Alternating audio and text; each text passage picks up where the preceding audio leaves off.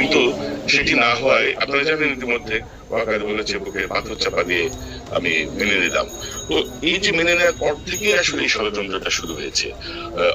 অপদার্থ অকর্মণ্য 111 এর সঙ্গে যুক্ত এই তৌহিদ হোসেন, এই সাখাওয়াত হোসেন, আরো বেশ কিছু সচিব মচিব এনে ঢুকানো হয়েছে এখানে, এবং তারা যা করার যে সর্বনাশ করার ইতিমধ্যে করেছে। আমরা কিন্তু প্রথম দিন থেকেই বলছি যে ডক্টর ইউনূস উপদেষ্টা পরিষদের এর এই অবস্থা, ওর এই অবস্থা, এখানে এখানে এখানে এখানে সমস্যা, আপনি এগুলো সরান, আপনি এগুলো ঠিক করেন।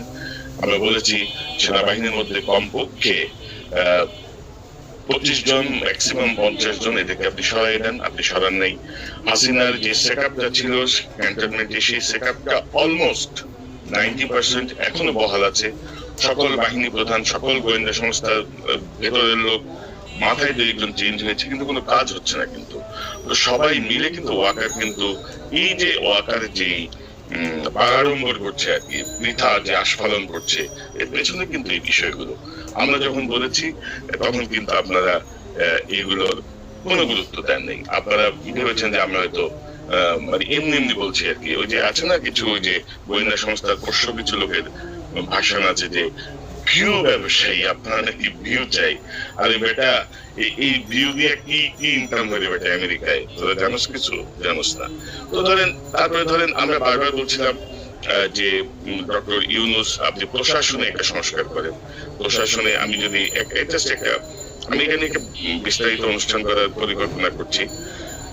আপনি যাদেরকে বসাচ্ছেন, এই যে ধরেন এখন যে পুশ ইন পুশ ব্যাকের যে খেলা চলছে, খাগড়াছড়ির যে ডিসি ইফতেখারুল ইসলাম, সে হচ্ছে সাবেক যে পররাষ্ট্রমন্ত্রী ছিল, মোমেনের পিএস ছিল, সে মোমেনের পিএস কে নিয়ে আপনি বসাইছেন খাগড়াছড়ি ডিসি। তো খাগড়াছড়ির এলাকাতে সবচেয়ে বেশি পুশিনের ঘটনা ঘটছে। আপনার কি মনে হয় এগুলো সব কাকতালীয়? আপনার কি মনে হয় যে পিএস কি এমনি এমনি এমনি এমনি কারো কেউ পিএস হয় যদি তার সঙ্গে ওই সক্ষতা না থাকে? এবং দেশের বিভিন্ন জায়গায় যাদেরকে ডিসি হিসেবে নিয়োগ দেওয়া হয়েছে, অধিকাংশই সাবেক সরকারের মন্ত্রীর পিএস ছিল, নাইলে সচিবের পিএস ছিল, তাদেরকে বেছে বেছে বসানো হয়েছে।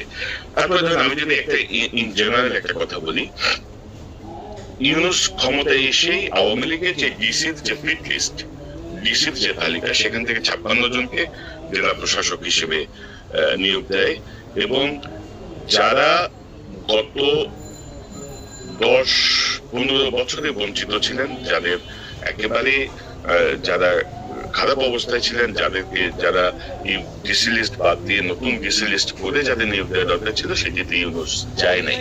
কেন যায় নাই?